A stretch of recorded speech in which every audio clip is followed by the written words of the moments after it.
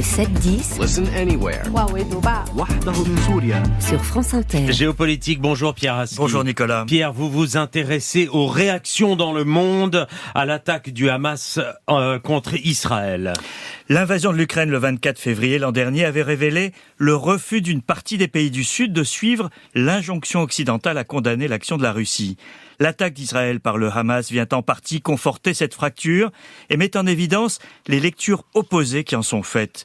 Une carte des réactions dans le monde aux événements tragiques qui ont débuté samedi à l'aube, publiée par le site Le Grand Continent, divise grossièrement le monde en trois groupes. Les pays qui condamnent l'attaque et soutiennent Israël, en gros les Occidentaux et quelques autres comme l'Inde ou le Kenya.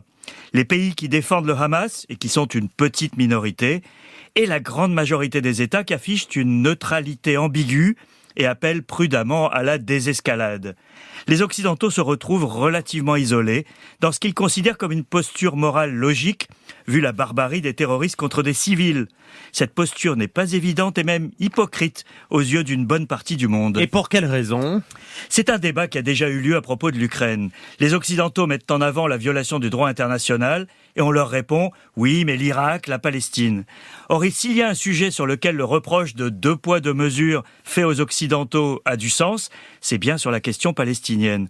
La première résolution de l'ONU sur les territoires palestiniens remonte au 22 novembre 1967.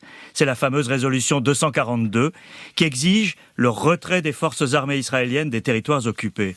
Nous sommes 55 ans après ce vote et non seulement cette résolution est restée lettre morte, mais les États-Unis ont utilisé 42 fois leur veto au profit d'Israël. Dire aujourd'hui qu'il faut condamner le Hamas pour ses crimes abominables ne suffit pas à retourner les États qui considèrent que le monde a trop longtemps fermé les yeux sur le sort des Palestiniens, qui considèrent aussi, et c'est l'air du temps, que les Occidentaux ont perdu le droit de dire le bien et le mal. Et ce fossé, Pierre, peut-il être comblé ? Alors c'est très difficile, Nicolas, à un moment où les émotions sont à leur comble devant le flot d'images d'Israël et de Gaza. On le voit, les pays occidentaux ont beaucoup de mal à dire à cet instant qu'on peut à la fois condamner les actes terroristes du Hamas et demander une solution politique à la question palestinienne. Même au sein de l'Union européenne, existe cette tendance à la surenchère qui fait oublier de faire de la politique. On l'a vu sur la valse hésitation concernant l'aide aux Palestiniens. Son interruption a d'abord été annoncée par un commissaire européen usurpant, semble-t-il, ses prérogatives, avant que les États ne rétablissent les faits.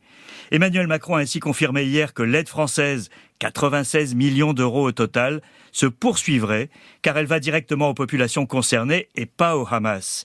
Priver la population d'aide en santé ou en éducation ne peut faire que le jeu des extrémistes. Certains en Europe ne le comprennent pas et alimentent au passage le fossé avec le reste du monde, l'un des signes les plus inquiétants de cette époque.